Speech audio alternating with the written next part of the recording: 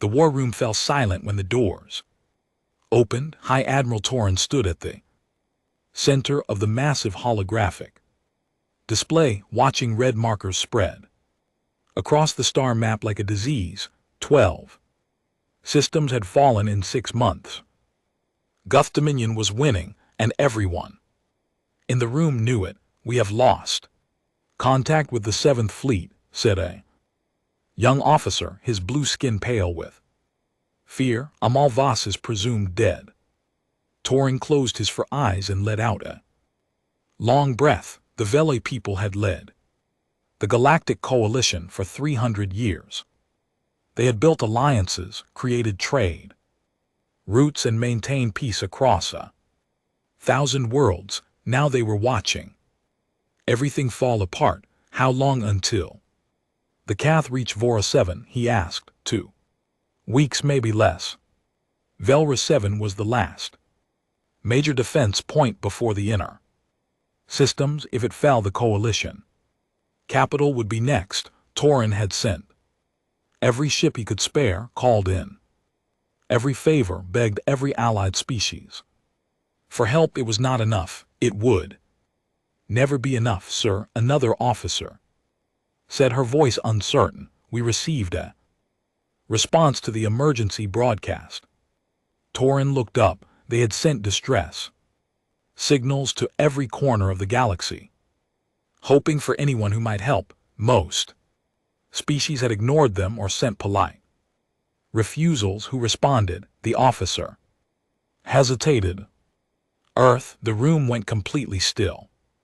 Someone laughed nervously. Another officer shook his head in disbelief. Earth is a myth, Torren said flatly. The story we tell children about a death world where everything tries to kill you. There are no survivors from such a place, sir. I have confirmed the signal origin. It matches the coordinates from the ancient records, and they are not just responding. The officer swallowed hard. They are coming. A fleet of 47 ships will arrive at Velrath 7 in 3 days. Torren stared at the display as new markers appeared, blue ones moving fast toward the war zone. His hands trembled slightly. He had heard the old stories like everyone else, creatures from a world of poison, air, and burning radiation, beings who could survive injuries that would kill any other species, predators who had hunted their own world into submission, legends, fairy tales, myths, and now they were coming.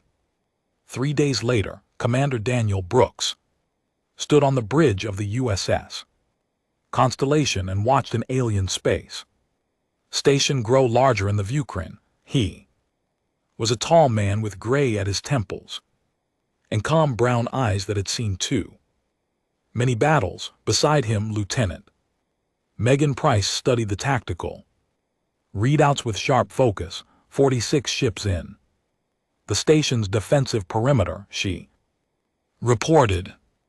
Mixed classes, most of them show battle damage. These people have been fighting hard and losing, Brooks said quietly. He had read the intelligence reports. During the journey, the Cath Dominion was brutal and efficient. They conquered worlds and stripped them of resources, leaving nothing behind. The Coalition had been fighting them for decades and slowly losing ground. Sir, we are being hailed. Brooks straightened his uniform. On screen, the image of High Admiral Torren appeared. The alien was tall and thin with 4 eyes arranged in a diamond pattern on a narrow face. His skin was deep blue, and he wore an elaborate uniform covered in metals. But Brooks noticed the exhaustion in those 4 eyes. This was a man who had not slept well in a very long time. I am High Admiral Torren of the Galactic Coalition, the alien said. His voice was translated through the ship systems, but the skepticism came through clearly. You claim to be from Earth. I am Commander Daniel Brooks of the United Earth Fleet. We received your distress signal and came to help. Torrin studied him for a long moment. Humans were supposed to be extinct or imaginary. The stories say your world is a death trap where nothing can survive. The stories are exaggerated, Brooks said with a small smile. Earth is difficult, but we managed. We have been isolated for a long time, rebuilding after some troubles of our own, but we heard your call and we are here now. 47 ships. Torrin said, against the Cath Dominion. You understand what you are facing. We read the reports. Reports do not capture the reality. The Cath have conquered species far more advanced than yours. They do not take prisoners. They do not negotiate. They simply destroy. Brooks nodded slowly. Then we better not let them. The human fleet docked at the station, and the next several hours became a blur of meetings, inspections, and barely hidden stares. Alien species of every shape and size watched the humans walk through the corridors. Some whispered and pointed, others kept their distance as if the humans might attack at any moment. Liaison Officer Kethfi was assigned to guide the human delegation. He was a small creature with large eyes and fur that changed color with his emotions. Right now, his fur was a nervous shade of yellow. Commander Brooks, he said, walking quickly to keep up with the humans' long strides, I must inform you that High Admiral Torrin has assigned your fleet to the rear defensive positions. Lieutenant Price frowned. The rear? We came here to fight, not to guard supply lines. It is for your own protection, Cathal said, his fur shifting to orange. The front lines are extremely dangerous. The coalition cannot be responsible for what Price asked. For us getting hurt, for you dying needlessly. You are new to this conflict. The rear positions will allow you to observe and learn before engaging in serious combat. Brooks raised a hand to stop Price from arguing further. We appreciate the Admiral's concern. We will take the positions assigned to us. Catful's fur shifted to a relieved blue. Thank you for understanding, Commander. As the liaison hurried away, Price turned to Brooks with frustration in her eyes. Sir, they are putting us in the corner. Like children, they do not think we can fight. I know, so why did you agree? Brooks looked out a viewport at the distant stars. Somewhere out there the Cath were preparing their next attack. Because arguing will not change their minds, only actions will. When the time comes, we will show them what humans can do, and if the time does not come, if they keep us in the rear forever. Brooks smiled, but there was no humor in it. In war, the rear never stays safe for long. He was right. 12 hours later, alarms began to scream throughout the station. The Cath had launched a surprise attack on the supply lines and rear defensive positions. They expected to find easy targets and frightened support crews. Instead, they found humans. And for the first time in centuries, the galaxy was about to learn why Earth was called a death world. The first Cath missiles hit the outer defense stations at exactly midnight station time. Explosions lit up the darkness of space like deadly flowers blooming in the void. On the bridge of the Constellation, Commander Brooks watched 3 coalition ships vanish from the tactical display in the first 30 seconds. All ships battle stations. He ordered calmly, Lieutenant Price. Tactical analysis. Megan Price's fingers flew across her console. 64K warships coming in fast. They are targeting the supply depots and rear positions. They think this is the weak point. They are about to learn otherwise. Signal the fleet, Formation Delta, we hold this line across the human fleet. Men and women moved with purpose. There was fear. Of course, fear was natural. But there was also something else. Something that the Cath had never faced before. There was determination.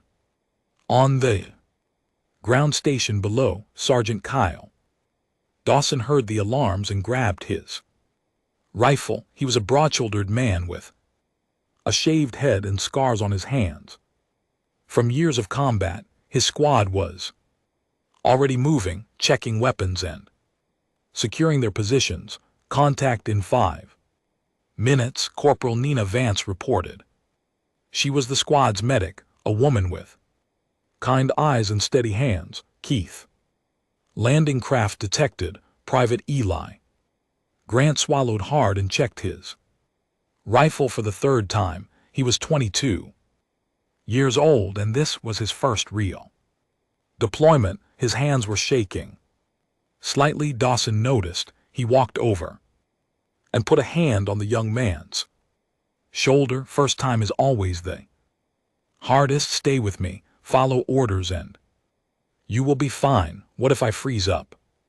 You will not. You know why? Dawson looked him in the eyes. Because your squad is counting on you, and you will not let them down. Grant took a deep breath and nodded. The shaking stopped. Outside, the first Cath landing craft touched down on the station's outer platforms. The Cath were tall reptilian creatures with dark scales and 4 arms. Each arm carried a weapon. They moved fast and hit hard, and they had conquered dozens of worlds using the same tactics. They expected frightened supply clerks and panic support staff. They expected an easy victory. They found Sergeant Dawson's squad waiting for them. The first wave of KE came through the main corridor in a rush. Dawson let them get halfway before giving the order. Now the humans opened fire. The corridor became a killing ground. Key soldiers fell in heaps.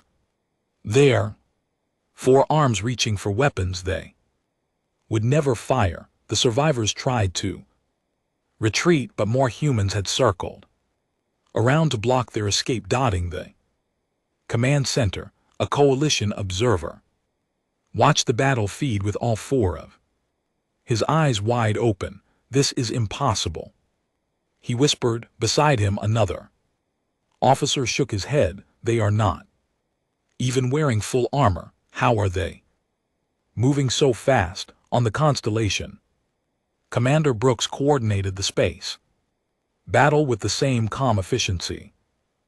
Cath destroyer tried to break through the human formation. 2 frigates intercepted it, their weapons firing in perfect coordination. The destroyer exploded, and the frigates were already moving to their next target. Their formation is breaking, Lieutenant Price reported with satisfaction. They did not expect resistance like this. Keep pushing. Do not let them regroup. On the station, the KEF sent a second wave. This one was larger with heavy weapons and armored vehicles. They punched through the outer defenses and pushed toward the central hub.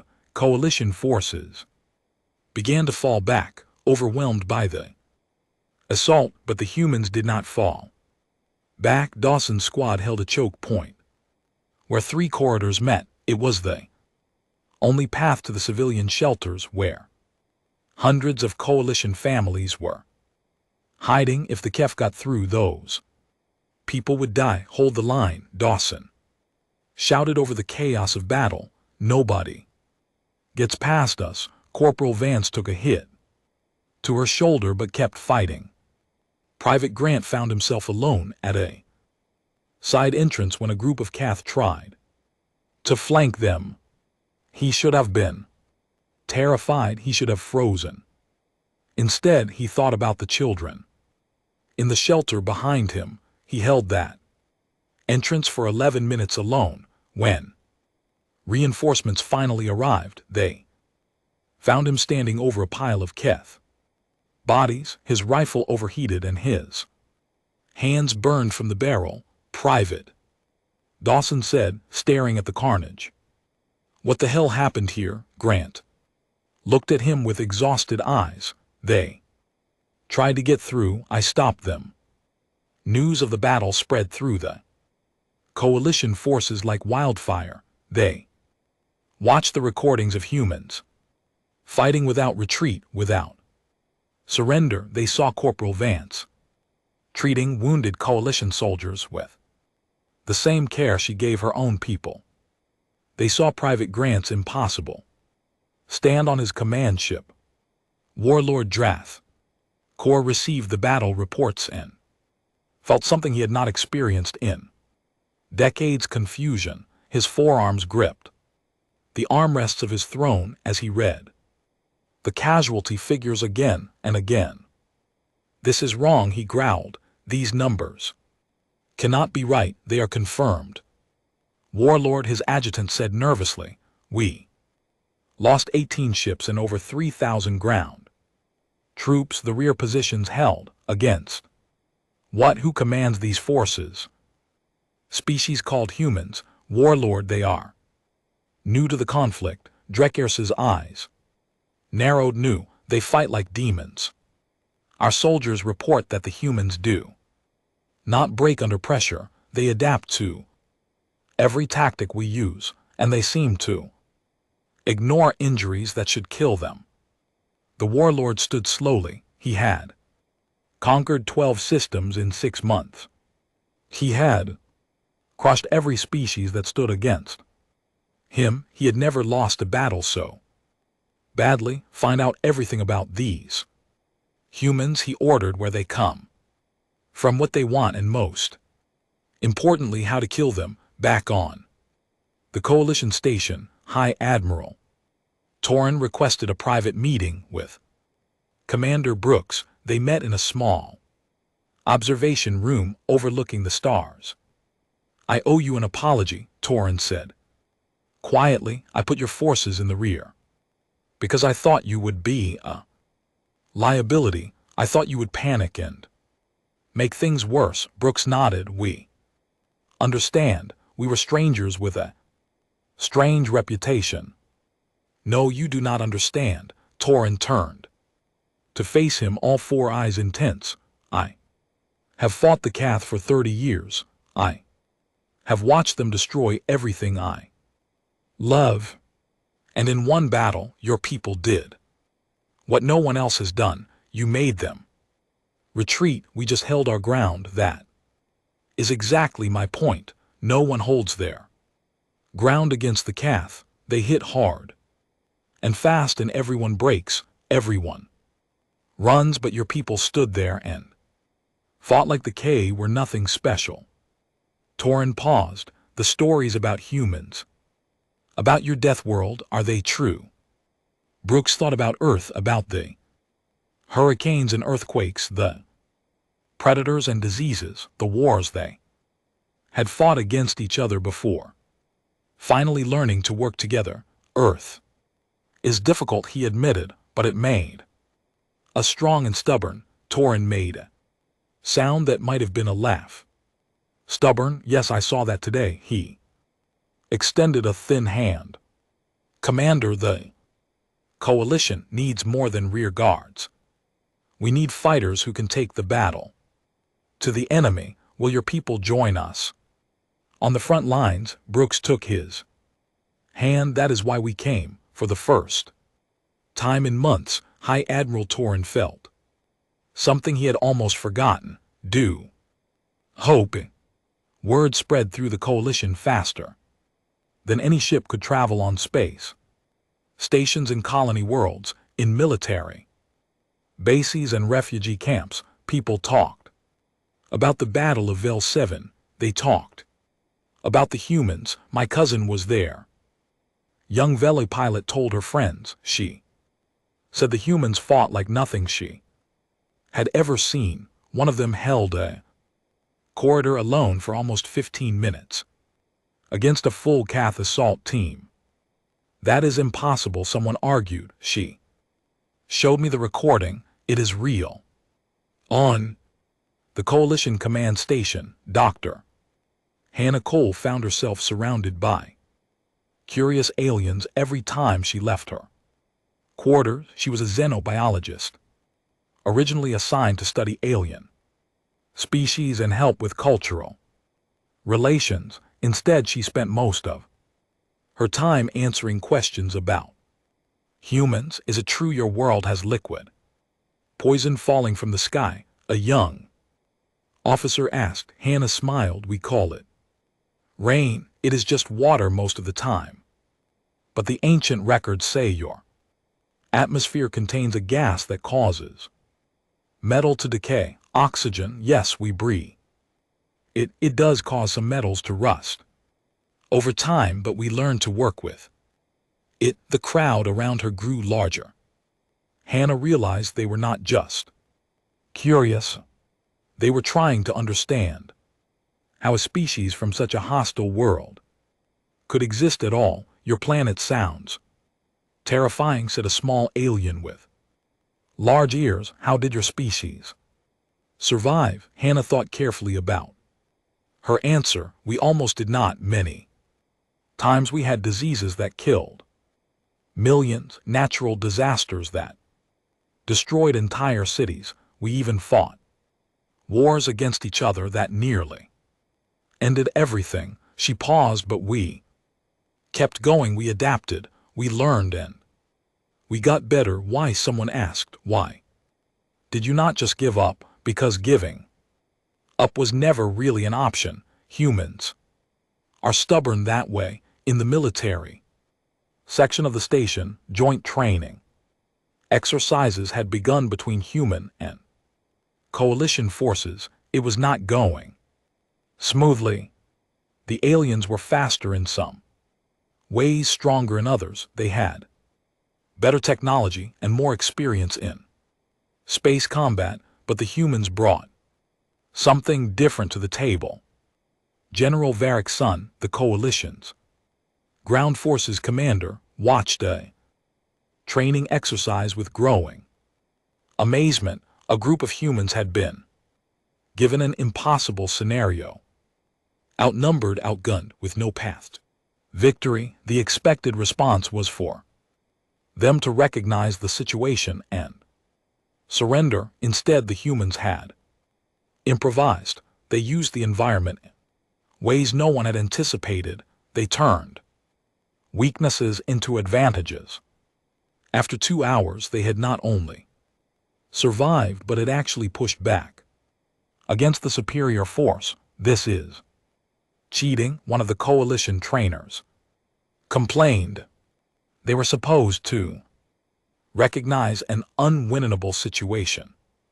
General Sun shook his head slowly. I do not think humans recognize unwinnable situations.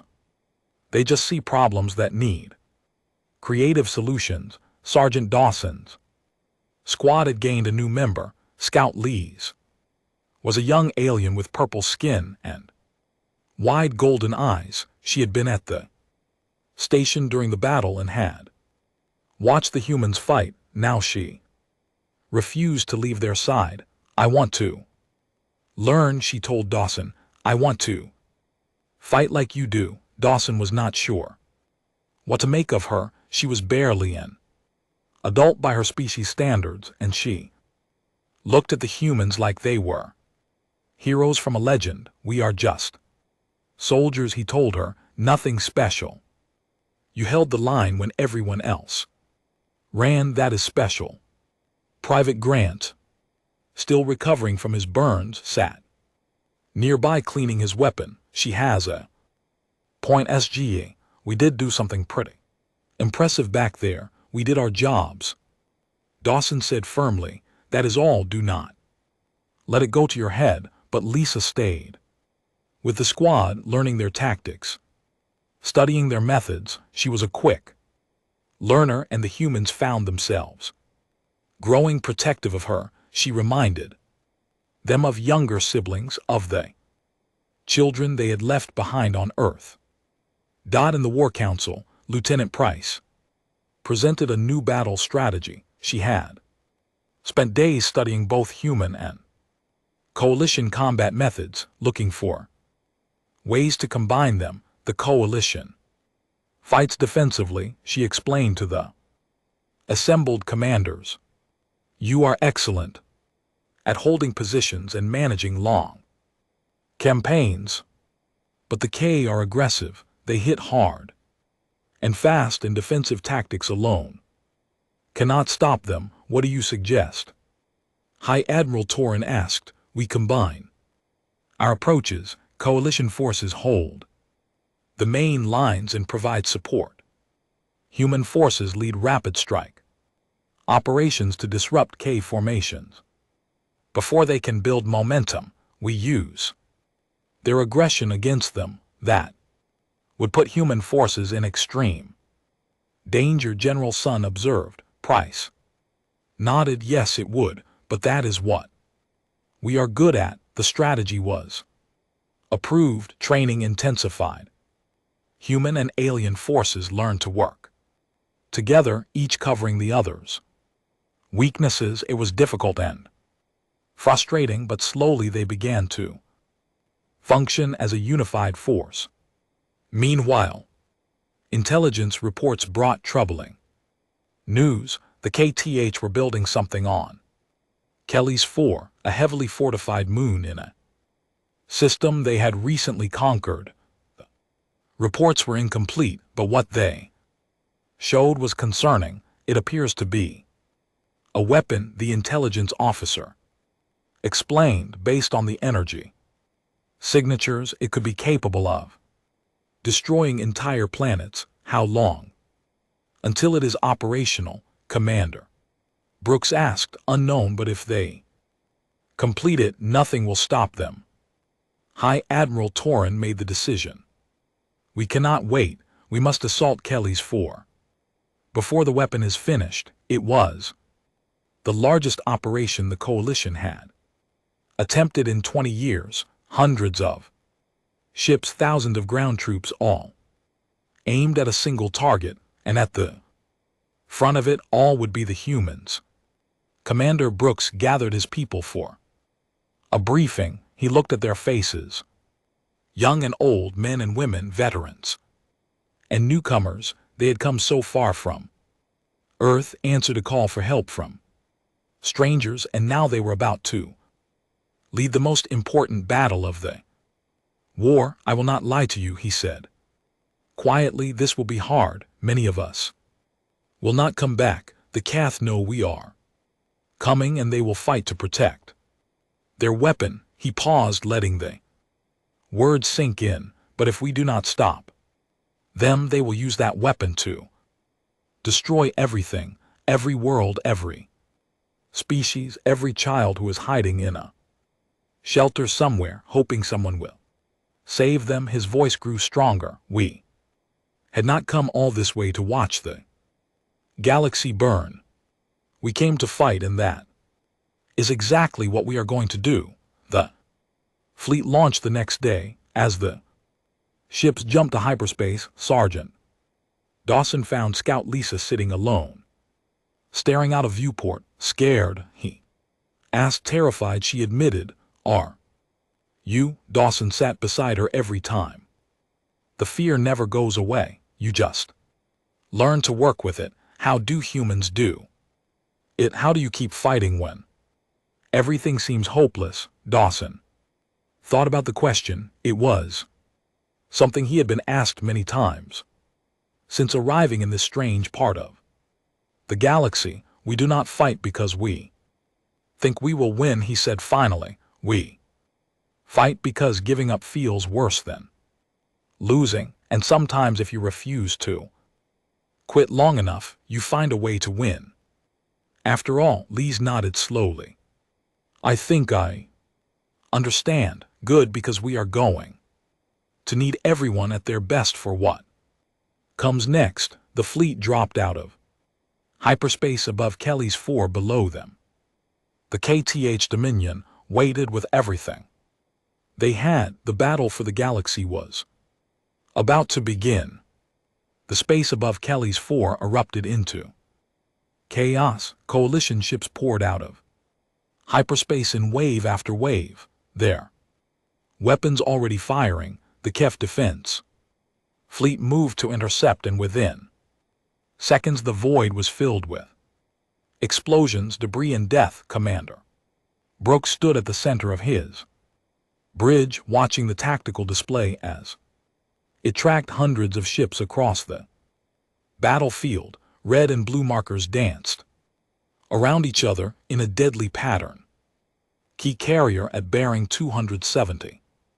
Lieutenant Price reported it is launching fighters. Task Force 7.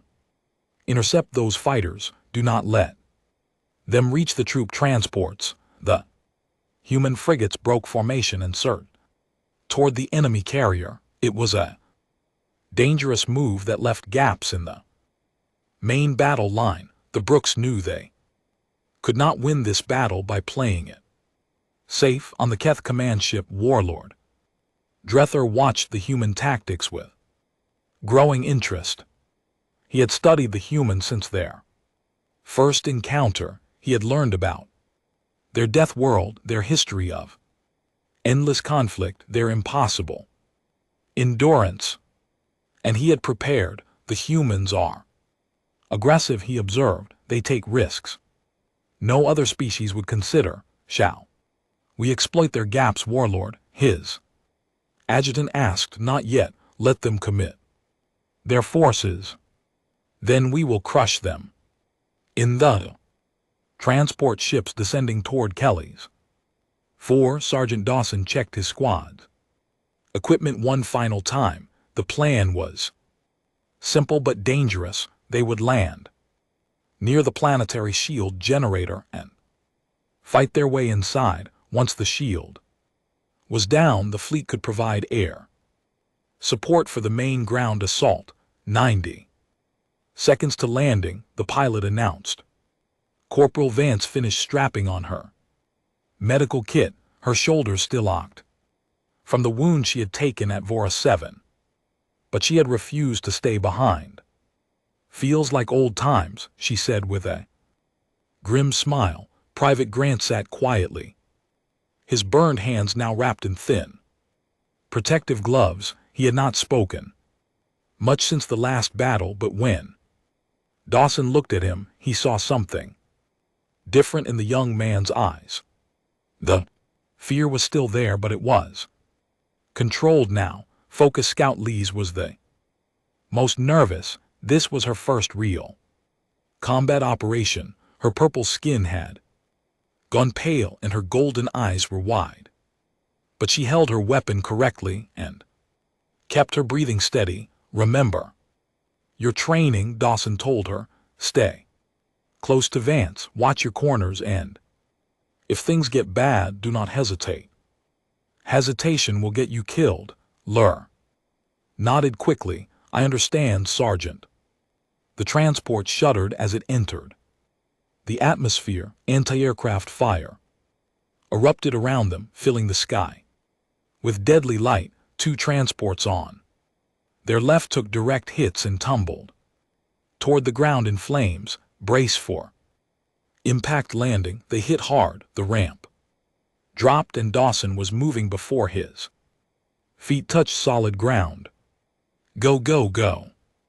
The landing zone was a nightmare. Key soldiers were everywhere, their weapons filling the air with plasma fire. Coalition troops poured out of there. Transports, some falling before they could take 3 steps. The noise was incredible. Screaming, explosions, the constant crack of weapons fire. Dawson's squad pushed forward, moving from cover to cover. The shield generator loomed in the distance, a massive structure surrounded by fortified walls and defensive towers. Between them and the objective lay half a kilometer of hell. Contact left, Grant shouted. A group of K had flanked their position. Grant and Vance turned to engage while Dawson and Lees pushed forward. The squad worked together like a machine, each member knowing exactly where the others would be. In space, the battle was not going well. The Cath had more ships than intelligence had reported, and they were fighting with desperate fury. Coalition cruisers were taking heavy damage, and the human fleet was spread thin, trying to cover too many sectors. Lieutenant Price spotted the problem immediately. 3 Cath destroyers are breaking through on the starboard flank. If they reach the troop transports, we lose our ground forces. Brooks studied the display. Stopping those destroyers would require pulling ships from the main battle line. It would leave the flagship exposed. Do it, he ordered. Protect the transports, sir. That will leave us vulnerable too. I know, do it anyway. Price gave the orders. Human frigates peeled away from the flagship's escort and raced toward the destroyers. The Constellation was left with minimal protection, exactly as Warlord Drethkar had planned. Now the Warlord ordered all weapons on the human flagship. Destroy it on the ground. Dawson's squad reached the outer wall of the shield complex. They had lost 2 soldiers on the approach, and everyone else had minor wounds. The wall was 3 m high and supposedly impenetrable. We need another way in, Vance said. Dog Grant studied the wall, then looked at the maintenance hatch near its base. There. That leads to the cooling systems. We can get inside through the ventilation network. How do you know that? Dawson asked. I read the intelligence reports. All of them 3 times. Dawson almost smiled. Good work, Private. Lead the way. They crawled through dark tunnels that smelled of chemicals and heat. Laris was terrified of the enclosed space, but she kept moving. Her fear pushed down by sheer willpower. After what felt like hours but was probably only minutes, they emerged inside the shield complex. The generator chamber was massive. The shield generator itself rose from the center of the room like a metal tower, humming with energy, and between them and the generator stood Warlord Drether himself, surrounded by 50 of his best soldiers. Humans, the Warlord said, his voice echoing in the chamber. I knew you would come here. You are predictable in your bravery. Dawson raised his weapon. Stand down. We are taking this generator offline. Drath laughed. It was a cold, terrible sound. There are 5 of you and 50 of us. You cannot win. Then we will die trying, but we will take as many of you with us as we can. The Warlord tilted his massive head. Why? Why throw away your lives? The shield will fall eventually. Others will come to finish what you started. Your deaths accomplish nothing. Dawson did not lower his weapon. Maybe, but those others will have a better chance because we did not quit. That is how humans fight. We are not links in a chain. We are the whole chain, and every link matters. Fascinating and foolish. Drecker raised one of his 4 arms. Killed him. The squad scattered as plasma fire filled the chamber. Dawson dove behind a control panel, returning fire as he moved. Vance pulled a wounded Elruse to cover, her hands already working to stop the bleeding from a wound on the alien's leg. Grant stood in the open for 3 full seconds, his weapon cutting down 4K soldiers before a blast knocked him off his feet. In space, Constellation was taking heavy damage. Fires burned on 3 decks. The weapon systems were failing. Commander Brooks stood on his damaged bridge, watching his ship die around him. Sir, a dying officer gasped. The destroyers. Our frigates stopped them, the transports. Are safe, Brooks nodded. They had done their job, but the flagship was finished. All hands abandoned ship, he ordered quietly. Then he turned to Lieutenant Price, get to the secondary command vessel, keep the fleet together. Sir, come with me, someone has to coordinate the evacuation. Go, that is an order. Price hesitated, then saluted and ran for the escape pods. Brooks turned back to his display, watching the battle continue even as his ship broke apart around him. Dot in the shield complex. Dawson made a decision. They could not win this fight, but they could still complete the mission. Grant Vance Luris, fall back to the exit.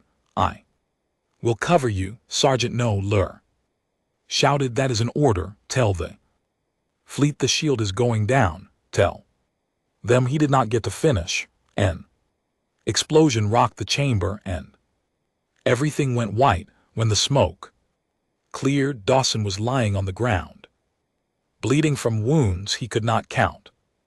Drethker stood over him, 1 foot on his chest. Brave, the warlord admitted, but futile. Dawson looked up at him and smiled through bloody teeth. Check your generator. Drethker turned the control panel. The Dawson had been hiding behind was destroyed, and the shield generator was sparking, its power levels dropping rapidly. No, the warlord breath. The shield fell above Kelly's. 4 coalition forces saw the barrier vanish, and they began to push through.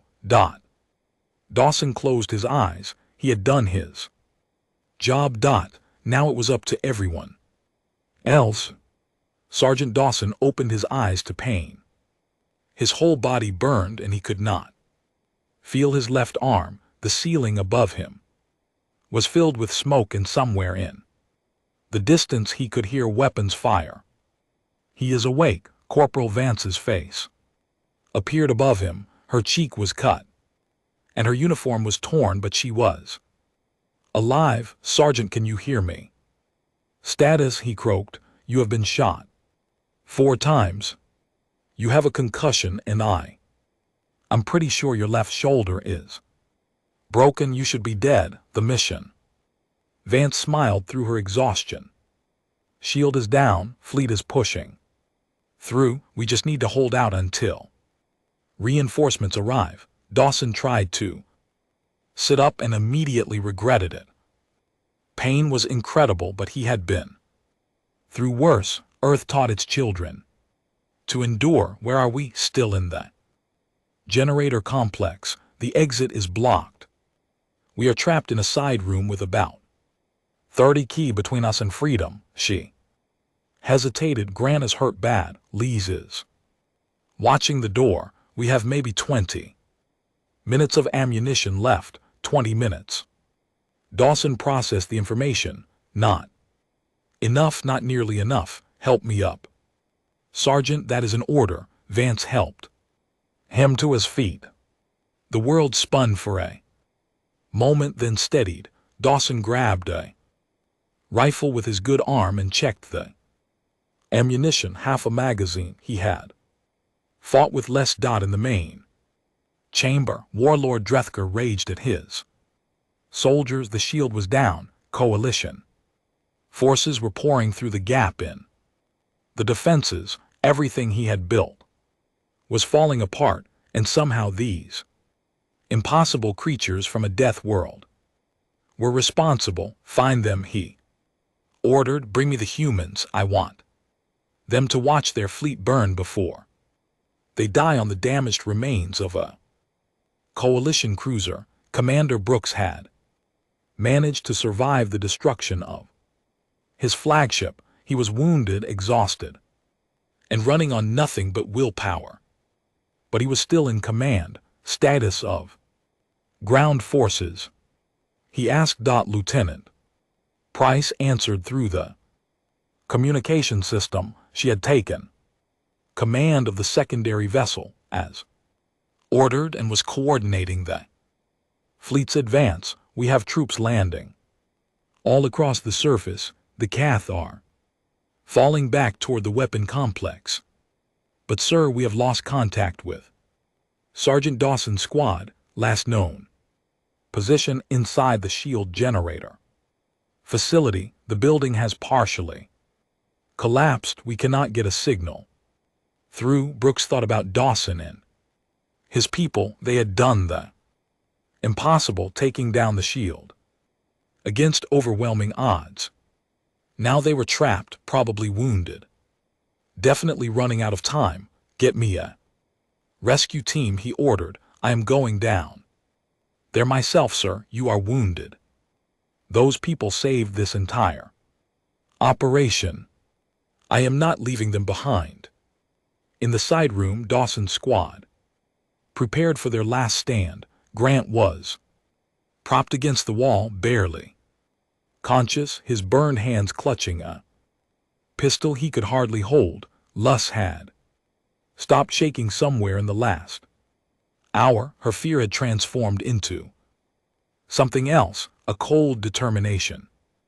That reminded Dawson of himself when he was young. When they come through that door, Dawson said quietly, we make every shot count.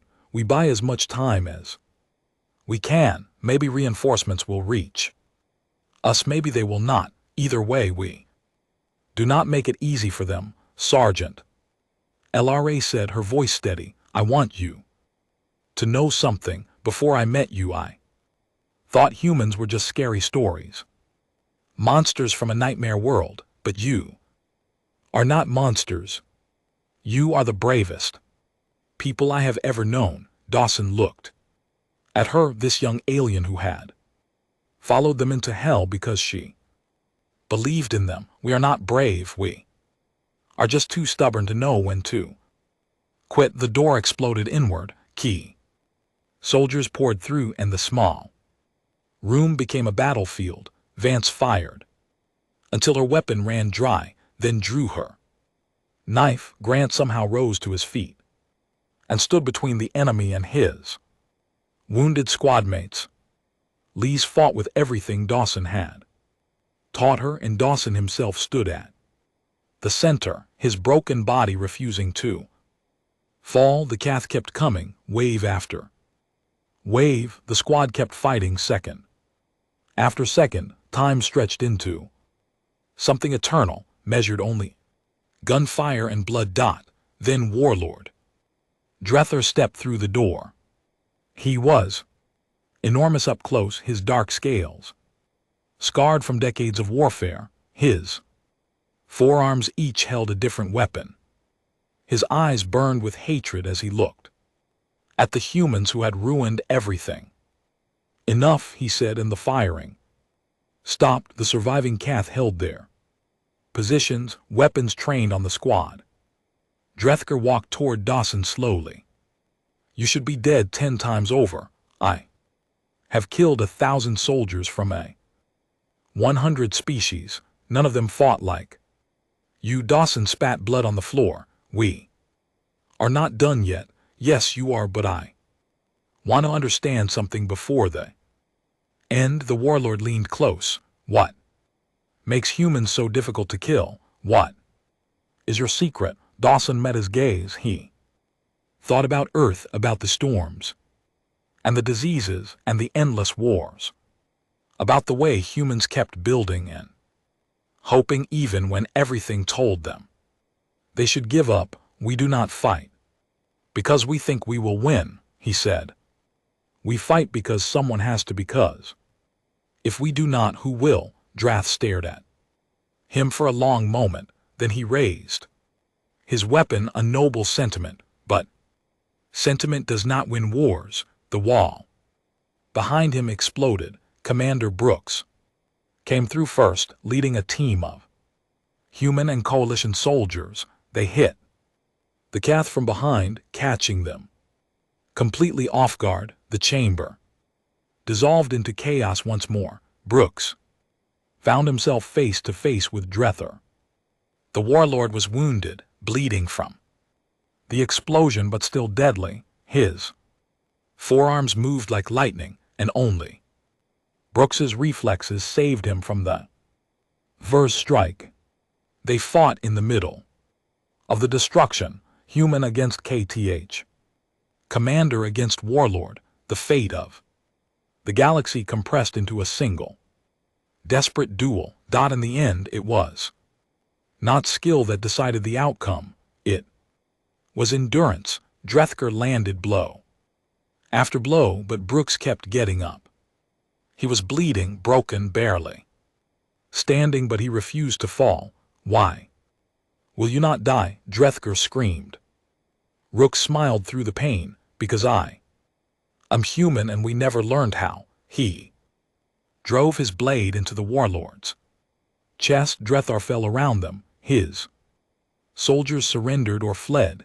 The battle for Kelly's 4 was over. The KE Superwa weapon would never be completed. Days later, the coalition held a ceremony on the command station. Thousands watched as High Admiral Torren presented medals to the human forces. Commander Brooks stood at attention despite his injuries. Beside him, Sergeant Dawson's squad was lined up in their dress uniforms. Grant had survived, though the doctors said he would need months of recovery. Vance's hands were bandaged, but she was already planning her return to duty, and Lyris stood with the humans, having officially transferred to serve under human command. Today we honor those who came when we called, Torren announced to the crowd. They were strangers from a distant world, a world so harsh that we believed no one could survive there. We thought they were legends, myths. Impossible. He paused, looking at the humans. We were wrong. They are not myths. They are friends. They are allies.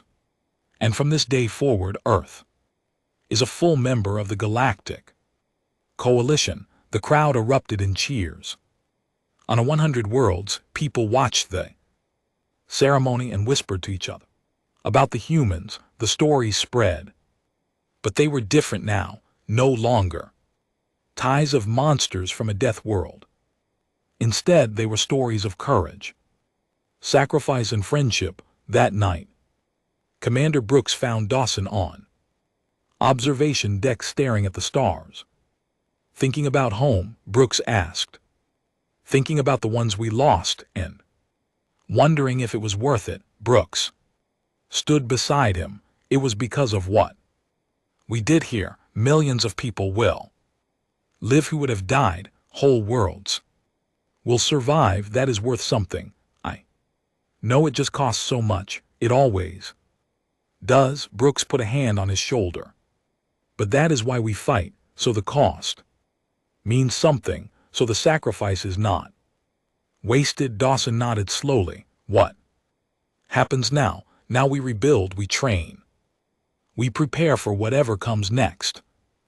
Cath are weakened, but they are not gone, and there are other threats out there. The galaxy is a big place, and Earth is part of it now. Yes, we are. Brooks smiled. The legends came to life. And now everyone knows what humans can do when we fight for something we believe in. Far across the galaxy, children on a dozen worlds heard a new bedtime story. Their parents told them about the humans, the strange creatures from a death world who had seemed so frightening in the old tales. But now the stories were different. Now they told of humans who came when called, who fought when others ran, who stood in the darkness and refused to fall. The galaxy had believed humans were legends, monsters from a nightmare world best forgotten. They learned the truth was far more remarkable. Humans were simply people who never learned how to give up. And sometimes that made all the difference.